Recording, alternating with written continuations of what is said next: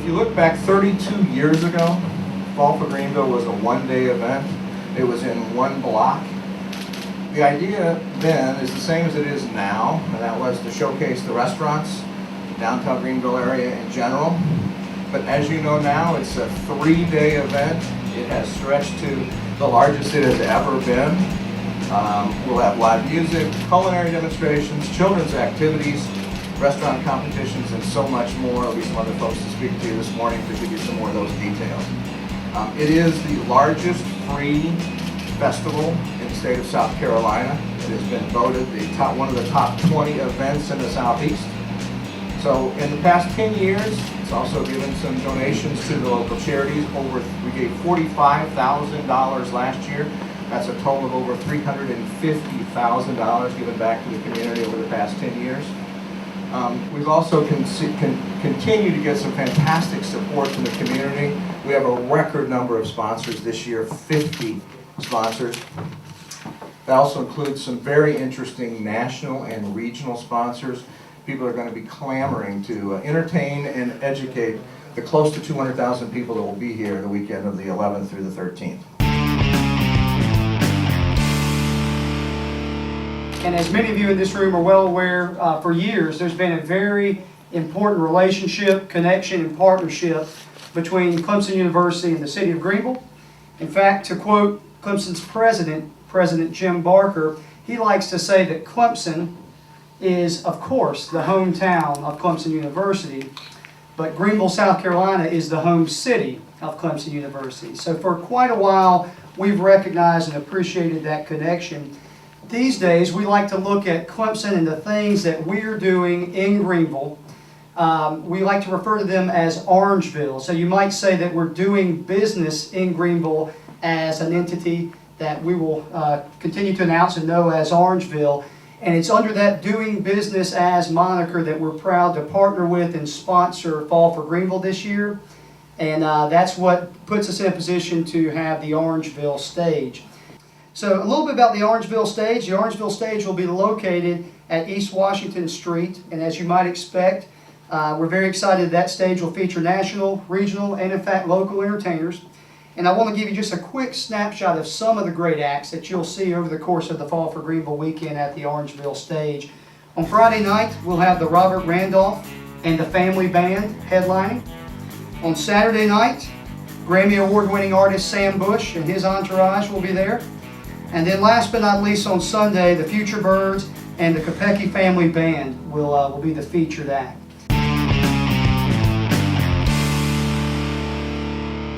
Let's talk a little bit about some of there are 42 restaurants. You'll have some chance to taste some of the delicacies today.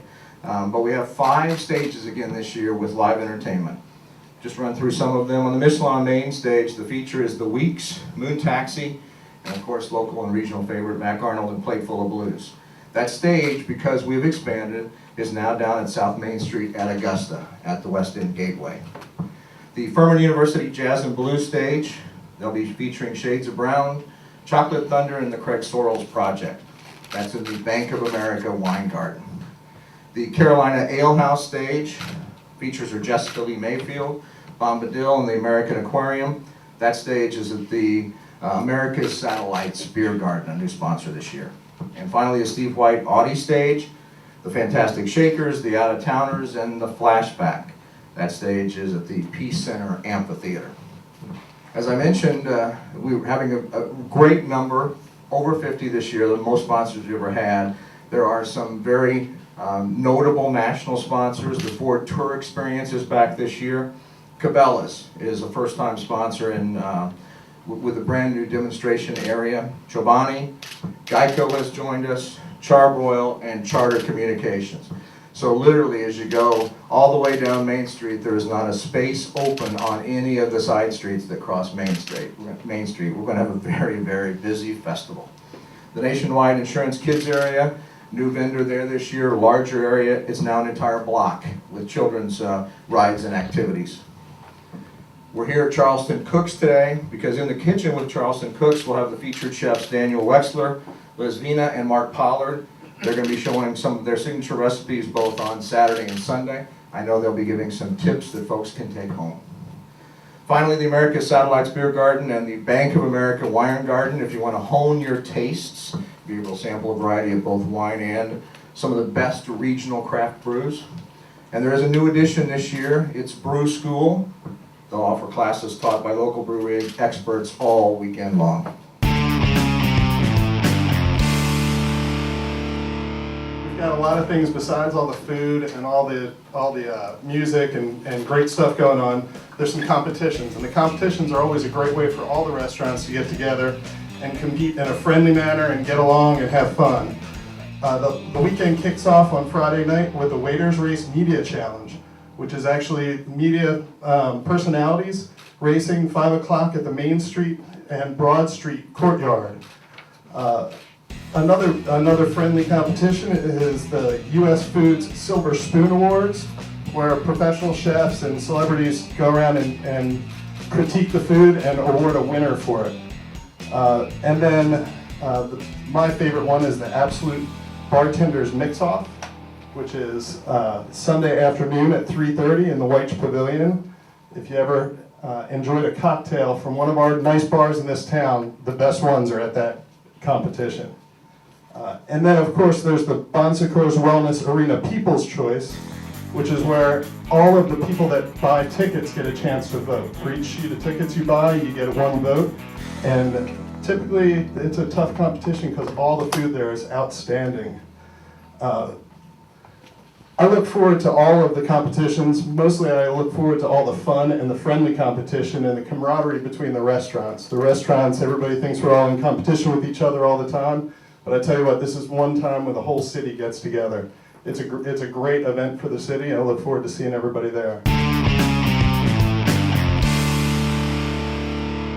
While the festival is growing every year, there's more and more demand for parking, but also we can fit in with expanding to our service levels out to CUI Car, which is our parking lot on Millennium Boulevard. If you're coming in from Malden or Simpsonville, this is an ideal place. Just park the car and ride the free shuttle. That's free. We bring you right to 100 West McBee, 1 block from the heart of Fall for Greenville. And we do this 1/2 hour before the start of the events every day. That's Friday at 5, Saturday at 11, and Sunday at 11. And we're also at 12 o'clock. We actually run a half an hour before the festival starts, and we'll run a half an hour after it closes every day. And we will not leave anybody behind. We have also a trolley service this time for the first time. That's from the County Square parking lot, and we'll be running up to the Main and Augusta entrance to the festival. So these 2 spots you can ride for free, ride as much as you want. It's very safe, it's comfortable, and we're very excited about bringing this to you. Okay, from an informational standpoint, let's make sure that everyone knows that everything on what's happening, the schedule, maps, is available again this year on an application, both for the iPhone and for the Droid platform. That's WSPA Channel 7's app. The opportunity to plan the weekend, there's a social media aspect of it. You can upload your pictures, share some of the experiences. Also, all the information is online at fallforgreenville.net. I would remind folks that tickets are still, advanced tickets are on sale. The exclusive seller for those is Michelin on Main. There is a discount available through Friday, a week from this Friday, buy $50 worth of tickets and get 8 tickets, a sheet free. So in summary, the board has worked very, very diligent this year to make some significant, what we think are significant improvements based on some input from festival goers last year. We have more free parking this year. We have what I think is the best musical lineup we've had in a very, very long time. We've given everyone a little more elbow room by extending down to Augusta Street.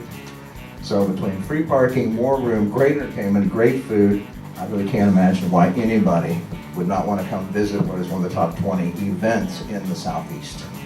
If you look at what has always been the subtitle of Fall for Greenville, it's a taste of our town. I think you can look at that both literally and figuratively. Literally in terms of everything that we have to offer in the fantastic restaurants, 42 of them this year, 14 brand new to the festival, over 250 menu items. certainly there's a lot to see and experience and to eat. But it also is a showcase of what is the best about Greenville. So it gets a chance for people to see what that Greenville is about on all the advertisements and the lists of best places to retire and the wonderful things about Greenville. This is truly a showcase, a spotlight on what is the best of our town.